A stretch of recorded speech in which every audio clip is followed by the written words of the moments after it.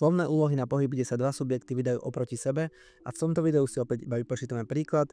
Pokiaľ budete chcieť, bude tu riešenie, zastavte si to, skúste si to sami a potom sa pozrite, či to máte správne. Poďme na to. Takže príklad znie. O 14:15 vyjde auto z mesta K rýchlosťou 40 km za hodinu, oproti nemu vyjde o 15:45 z mesta L osobné auto, ktorého priemerná rýchlosť je o 30 km väčšia. Vzdialenosť medzi K a L je 225 km, o koľkej sa stretnú a v akej vzdialenosti od K.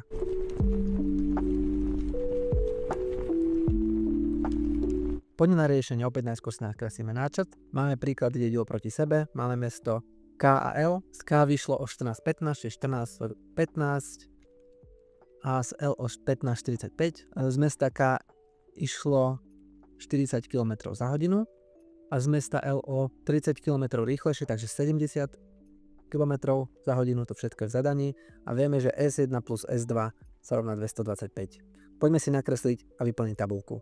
Fajn, začneme rýchlosťami, opäť 40 km za hodinu a 70, to si môžeme napísať. T. Z tohto príkladu nám musí byť jasné, čo bude to T.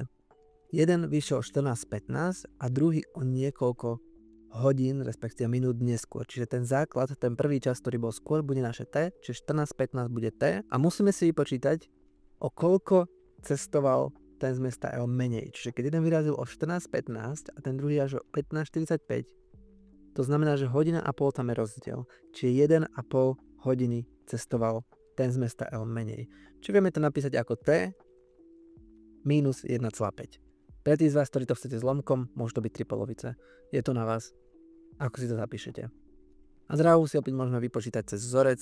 S sa rovná V krát T, takže 40T a S2 budeme mať 70 krát T minus 1,5. Poďme si dostaviť rovnicu opäť z dráhy, tak ako je hore. S1 plus S2 sa rovná 225 km. 40T plus 70 krát T minus 1,5 sa rovná 225. Roznásobíme zátvorku.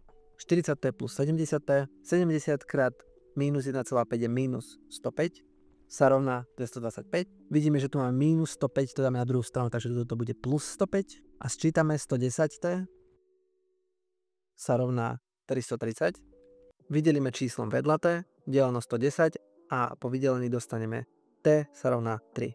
Doplníme si tabulku, takže T sa bude rovnať 3 a T minus 1,5 sa bude rovnať 1,5. Môžeme teda odpovedať na prvú otázku, o koľkej sa stretnú, keďže vyrazili tento 14:15 a trvá vám to 3 hodiny, čiže 14 pripočítame 3, stretnú sa o 17:15, takisto 15:45 plus 1,5 hodiny je 17:15 a v akej vzdialenosti od mesta K, čiže dopočítame si 40 krát 3 je 120 a 70 krát 1,5 je 105, takže sa stretnú vo vzdialenosti 120 km od mesta K. A to je všetko na tento príklad.